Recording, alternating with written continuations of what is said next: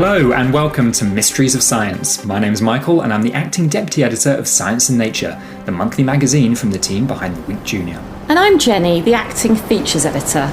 On this podcast, we explore the strange phenomena and bizarre events that have left scientists scratching their heads, and despite their best efforts, remain well and truly unsolved. Jenny is the newest member of the Science and Nature team and is making her Mysteries of Science debut. Welcome to the show, Jenny.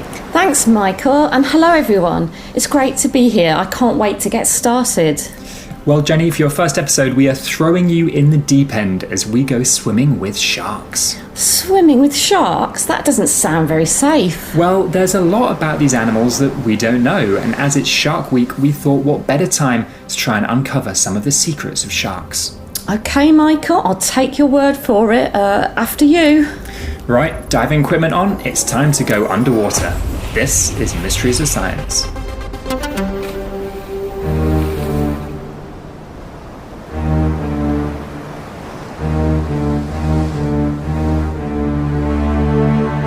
So Michael, how much do you know about sharks? Not a lot, actually. Most of what I know comes from movies and cartoons and that famous image we have of a shark's dorsal fin sticking out of the water as it ominously circles around some poor stranded swimmers. You know what, that's the image I have of sharks too, but is that really what they're like? Well, Jenny, everything you or I know about sharks is wrong. Now, those aren't my words, but rather the words of Dr. Nick Crompton, author of Everything You Know About Sharks Is Wrong, which was recently our Book of the Month in the Week Junior Science and Nature magazine. So why don't we ask him to tell us a little bit more about sharks? Hi, my name's Nick and I'm a zoologist and children's writer working here at the Natural History Museum. Hi Nick, welcome to the show. Now, you have a book series, Everything You Know About Something is Wrong. So you've done Everything You Know About Dinosaurs is Wrong and Everything You Know About Mini Beasts is Wrong. So why did you decide to write one about sharks? Well, we had to. When I first started working on the series, although we really wanted to kick off with dinosaurs because there were so many myths to be debunked about those prehistoric creatures, it seemed that sharks just had to be on the list because this was another kind of organism that there were still loads of myths and pieces of misinformation which everyone seems to repeat. Everyone seems to say the same things, which as soon as you start talking to a sharkologist, you start realizing that these are myths, these aren't true, that these are incredibly diverse creatures. And so it was our opportunity to really laud and shout about these amazing animals and tell kids and their adults why these creatures are just so incredible and so misunderstood. So tell us, Nick, what are the things we're wrong about? So you could say things like sharks haven't changed for millions of years, or sharks kill lots of people, sharks are just eating machines, there's no real point to sharks in their environment. All of this is just not true. They are fantastically important in their environment.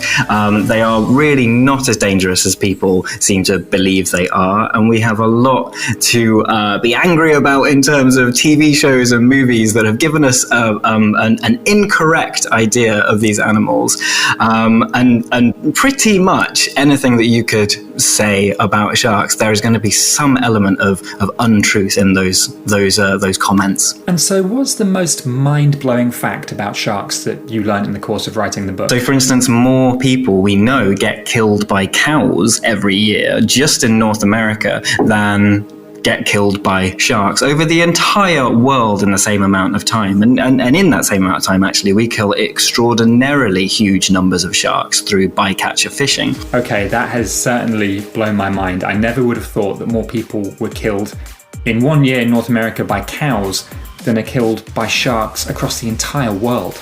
And yet no one's afraid of cows the way they are of sharks. Maybe they need to make a Jaws-style film about a cow. I don't know what it would be called. Udders, maybe. I've definitely watched that.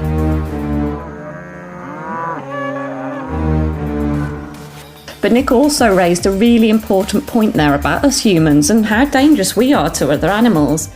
In fact, I saw a story on BBC News the other day that said humans are actually hundreds of times deadlier than sharks. Yeah, maybe we've been looking at this the wrong way round all along. Now, Nick, you've been telling us the things we know about sharks, but what about the things that we don't know? What are the mysteries that shark scientists are still trying to get the answers to? Well, we're still discovering new species of sharks. So we know that obviously there are going to be more species of sharks. We don't know about living in the deep ocean. I mean, we really know hardly anything about the vast extent of the ocean. Something like 80% of the ocean is as yet really, unexplored. And we know that there's going to be a huge diversity of creatures that just haven't been discovered yet. So certainly just discovering new species is one element of what sharkologists, ichthyologists would love to find out. Yes, the ocean is vast and unexplored. Who knows how many more sharks could be out there, and what else is still a mystery to us? We need to know a little bit more about sharks' behaviour, because they, on the whole, are quite lonesome predators. Some of them do hang out in groups, especially some hammerheads, but there are a lot of species of sharks that are really quite secretive. And so finding out a little bit more about their behavior, what they do with the majority of their time, would be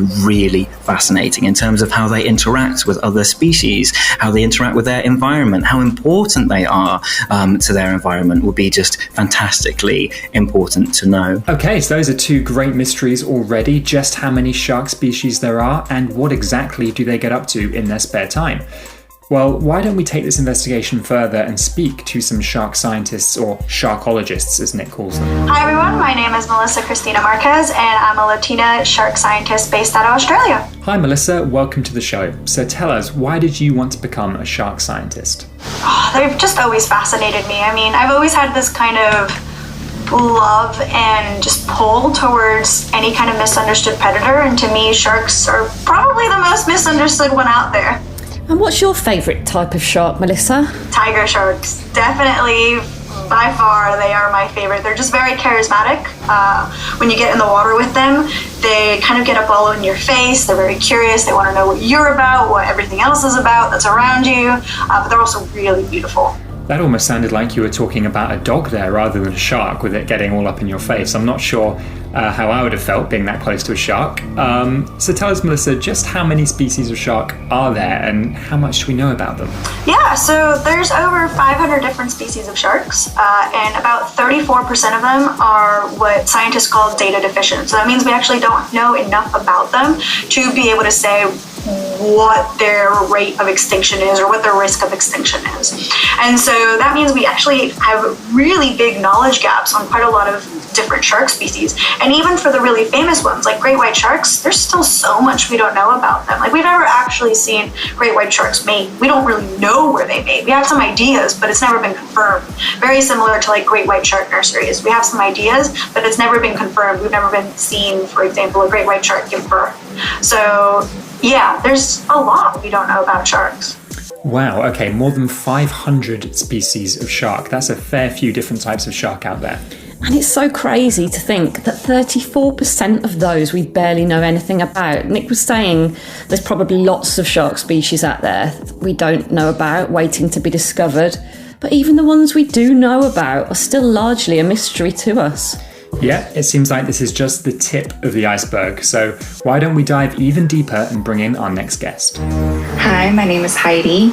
I am a marine biologist who especially loves to work with sharks. Hi Heidi, so tell us, are there any other shark mysteries that have left scientists scratching their heads? Yeah, so only until recently in 2020 did scientists actually discover that there's these deep sea sharks that actually have bioluminescent properties. It was the kitefin, the black belly, and the southern lantern shark. And what's so interesting is that the chemical that that most marine organisms use to emit light is a compound called luciferin. And these sharks don't actually have that chemical property, which means they're emitting light in a different way. And now that is still a mystery. Whoa, okay, so let me get this straight. There are these 3 deep sea sharks out there that can actually emit light, so glow in the dark essentially, but we actually have no idea how they do it? That's crazy. There's certainly a lot more to sharks than meets the eye. And speaking of eyes, Heidi actually has a great story about when she went swimming with a whale shark and found herself in its blind spot. Free swimming with them was an amazing experience. They're very, very docile and pretty much just don't even care that you're there. I did have 2 encounters with a whale shark that their blind spot is right in the front of their face, but also right behind. And I was right in the front, their eyes are kind of far wide.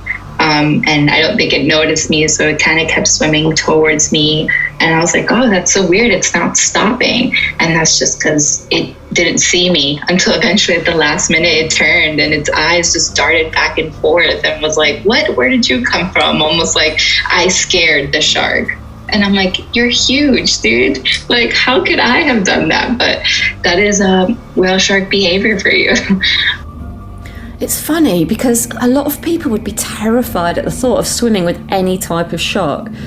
But it sounds like this shark was more afraid of Heidi than Heidi was of the shark.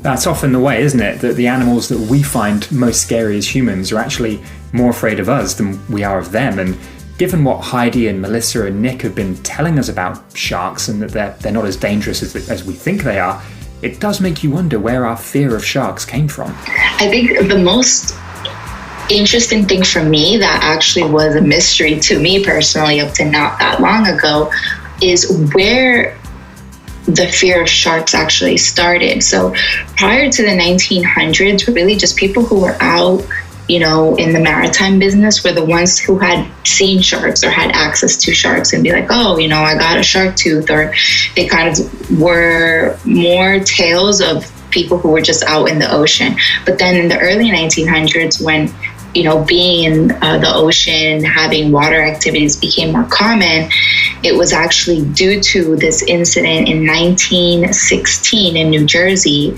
that it was reported and it became like in the tabloids about some shark attacks happening. And they called it, or they put it in the media, like 12 days of horror, because it was 12 days where there were, just shark incidents back to back. And unfortunately, some people did pass away. And actually Jaws, which everyone knows Jaws became a huge film and actually, I wouldn't want to say helped, but definitely contributed to the fear of sharks and created generations that were deadly afraid of sharks, actually based it off of those incidents in New Jersey. And they actually make a very small reference, if you pay attention, to the 1916 shark attacks that happened. Wow, okay, Jaws is one of my favourite films and actually made me very afraid to go in the water and afraid of sharks when I was a kid, but I had no idea that it was connected to this real-life incident that happened in New Jersey. Yeah, Jaws is where I assume most people's fear of sharks would have come from, but it's really interesting to hear that it goes even further back than that. Now, you'd think movies like that would put most people off sharks, but actually our next guest was inspired to become a shark scientist because of films like Jaws and to undo the damage that it had on sharks' reputation. Yeah, my name is Mia Andrew. I'm a marine biologist at San Diego State University, and I'm a shark scientist. Like most people, my first introduction to sharks was through Jaws and these movies and the news. I was, I guess, really intrigued by the way they were portrayed in the movies. So I really wanted to look into it, and I realized that they're nothing like the movies at all. So that made me even more interested to see how I can kind of work towards reversing the effects that these movies are having on people. And so what are the biggest misconceptions then that people have about sharks based on these movies? The biggest misconception is, of course, that sharks are man-eating monsters. I have a lot of family and friends that won't even put their feet in the ocean because they're afraid of sharks. So that's definitely one of the biggest misconceptions, and it's really sad because sharks are actually more scared of humans. And what's the biggest unanswered question about sharks which you'd most like to find out the answer to? So I'm very interested to know how sharks have lived so long and have never been extinct. They've lived through all these mass extinctions, and somehow they're still here. love to know how they've been able to adapt to these crazy changes on Earth and are still here, and they're still thriving, and they're doing amazing. Perhaps that's the biggest, most important shark secret of all. Just how have they managed to stick around for so long? It really sounds like there's such a lot we could learn from sharks about survival. Speaking about things we could learn, why don't we do a little recap? We've learned that there are more than 500 species of sharks. But that around 34% of those we barely know anything about. We've learnt that we really have no idea at all how or where sharks mate, what they do when they're on their own, or even why some of them are able to glow in the dark. And we have no idea why they've been able to survive for so long, having been around since before the dinosaurs. But we do know why we're afraid of sharks. And why we really shouldn't be. Believe it or not, some of them are more afraid of us than we are of them. Now, Jenny, as it's your first time on Mysteries of Science, I think you should do the honours of bringing out the Mysteryometer.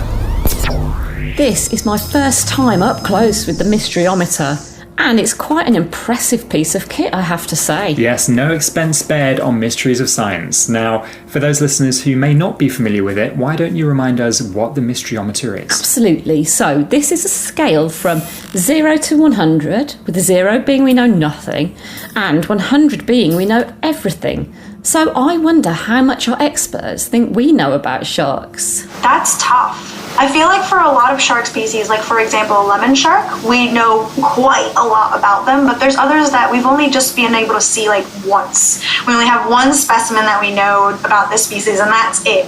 So maybe about like 40%? So like 40? We know, again, very, very little about some species of sharks, and even for those famous sharks, such as great white sharks, whale sharks, basking sharks, there's still so many mysteries around them. So, yeah, there's still a lot to learn. If I really had to put a number on it, I just don't want other scientists to come for me. But I really think maybe it's in the low percentage, like below 50%. I think there's so much to learn about them. I'm gonna say definitely less than 50 for sure. I feel like there is just so much about sharks that we don't know. And I would say like maybe 25, 30. Oh, I would say like, golly, maybe like a 40. I think we've done really, really well recently in trying to learn more about these animals. But the fact is, they are still demonized in many cultures. They are still being fished and eaten. They are in a very, very bad place when it comes to the number of sharks that are endangered, and the numbers of sharks that are killed each year is truly dreadful. And yet we still know hardly anything about their behavior and how they live their lives for the majority of species, the majority of those 500 species. So there is an awful lot we don't know about them. So 40, I'd even go down to 30. There is a lot on the Mysteryometer that we still need to discover about these incredible creatures.